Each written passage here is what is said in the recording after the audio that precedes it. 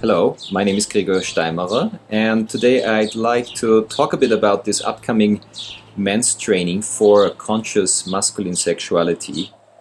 Another very relevant issue for men in our days is pornography on the internet.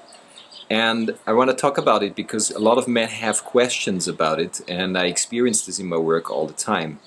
And I see there is two big strands where either we get very moralistic and oh my god, we shouldn't do this so much, or it's why bother, it's just a very natural thing. And I think the truth somewhere is holding both perspectives and not falling into the trap of either of this, not getting moralistic and also not getting too complacent about it.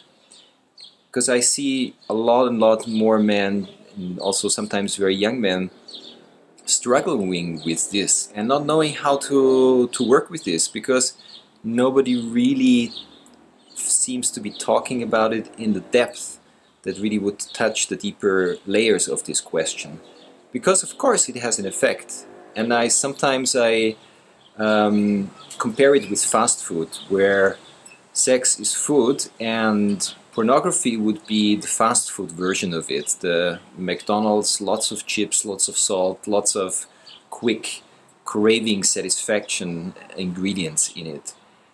And there's nothing bad about fast food either. Maybe we all like to have fast food once in a while, but if I'm eating fast food 3 times a day and this becomes my sole way of eating food and trying to nourish my body, I will have trouble sooner or later. And it's the same with my sex and with my relationships. If this really becomes such a strong force and influence in my life, I maybe have to look at it.